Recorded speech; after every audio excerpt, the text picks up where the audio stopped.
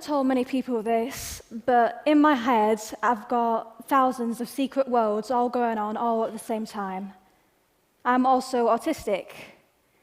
People tend to diagnose autism with really specific checkbox descriptions, but in reality, there's a whole variation as to what we're like. For instance, my little brother, he's very severely autistic. He's nonverbal, he can't talk at all, but I love to talk. People often associate autism with liking maths and science and nothing else, but I know so many autistic people who love being creative. But that is a stereotype, as the stereotypes for things are often, if not always, wrong. For instance, a lot of people who think autism and think Rain Man immediately. That's the common belief that every single autistic person is Dustin Hoffman, and that's not true. But that's not just with autistic people either. I've seen it with LGBTQ people, with women, with POC people. People are so afraid of variety that they try and fit everything into a tiny little box with really specific labels. Like, this is something that actually happened to me in real life. I Googled autistic people are, and it comes up with suggestions as to what you're going to type. I Googled autistic people are, and the top result was demons. That is the first thing that people think when they think autism. They know.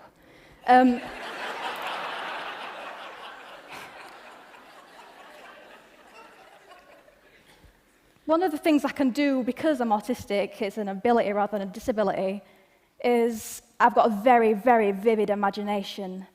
Let me explain it to you a bit. It's like I'm walking into worlds most of the time. There's the real world, the world that we all share, and there's the world in my mind. And the world in my mind is often so much more real than the real world.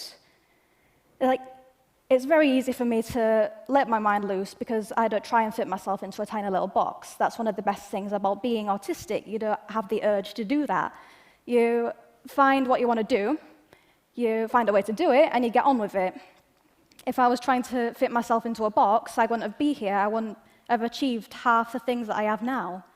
There are problems, though. There are problems with being autistic, and there are problems with having too much imagination.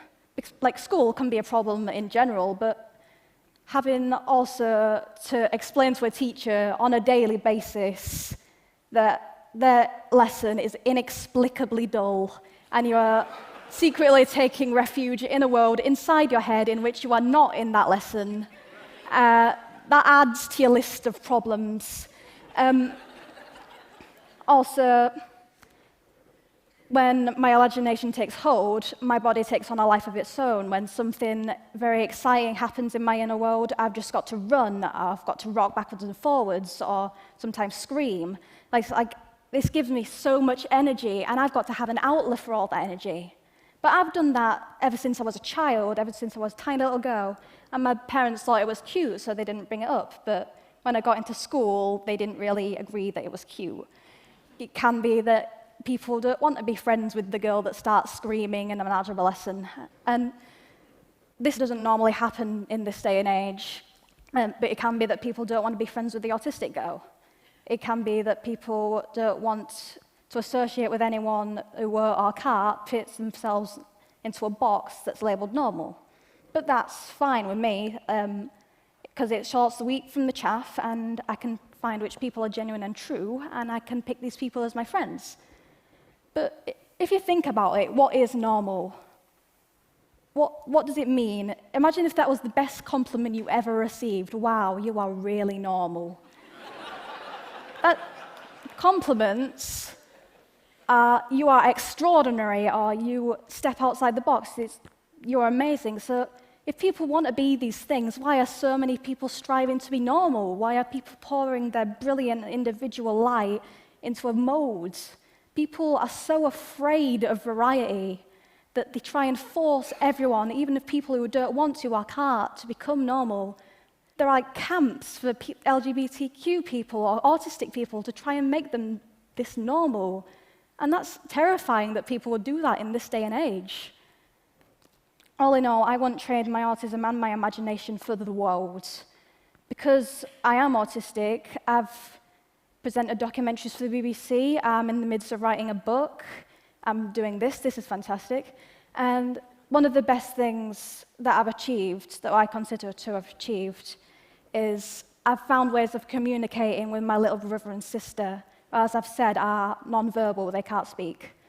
And people would often write off someone who's non-verbal, but that's silly because my little brother and sister are the best siblings that you could ever hope for. They're just the best, and I love them so much, and I care about them more than anything else.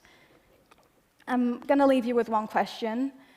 If we can't get inside the person's mind, no matter if they're autistic or not, instead of punishing anything that strives from normal, why not celebrate uniqueness and cheer every time someone unleashes their imagination?